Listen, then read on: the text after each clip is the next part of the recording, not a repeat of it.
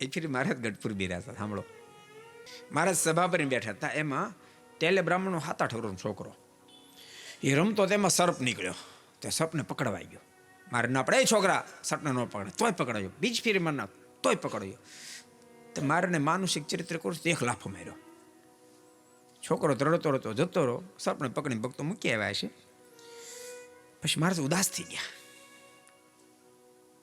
એવા દયાળુ ભગવાન ભક્તો, ભગવાન સ્વામિનારાયણની દયાની હું વાત કરી. કોઈને દુખ્યો રે દેખીને ખમાય દયા, આણે રે અતિ આકળા થાય, અંદન વસ્ત્ર રે આપે ને દુઃખ ટાળે કરુણા દર.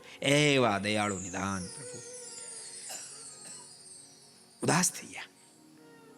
સંતો ભક્તો બધા નારાજ થયા. મહારાજ કેમ ઉદાસ થઈ ગયા? મહારાજ કે ઓલા ટેલે બ્રાહ્મણના છોકરાને મેં લાફો માર્યો, તે મારો હાથ બળે, એ એને બિચારી કેટલો હાથ, એનો ગાલ કેટલો બળતો હશે.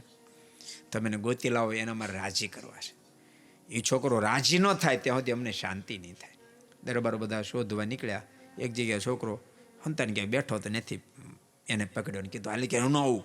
એ કે હા ભાઈ, મારે તારી પર રાજી બહુ થયા છે, બહુ રાજી થયા છે. તને કહે છે માગ માગ. તો શું માગીશ? છોકરો કે હું માગું? ઘર માગી લઉં, ઘર.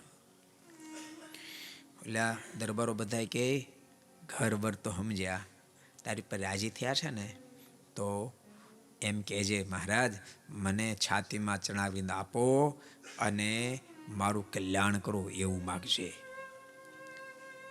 અને હમણાં મહારાજ એવું નિયમ લઈને બેઠા છે, કોઈ પ્રકારનું મિષ્ટાન ખાવું નહીં. તો મારે કહેજો મહારાજ આપ રાજી થયા ને તો હું તમારી પાસે એમ માગું, હવે આપ મિષ્ટાન જમો. બરાબર પઢાવીને લાવ્યા. અને ટેલે બ્રાહ્મણનો છોકરો મારા પાસે ઉભો રહ્યો. મહારાજ કે મહારાજ પાસે ભક્તો આવેલા, સાકર ને ઘણું બધું પહેલા મહારાજ બધું આપ્યું. મારે કે છોકરા રાજી? છોકરા તોલો દોડે નહીં. મહારાજ કે તું તો કેમ રાજી થા? કારણ કે મહારાજ મારે 2-3 વસ્તુ જોતી, તમે આપો ને તો રાજી થાવ. મહારાજ કે બોલ શું જોતું છે?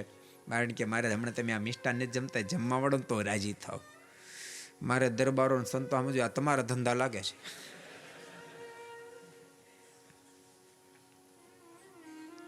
સોરા બાપુ નીચું જોઈ ગયા.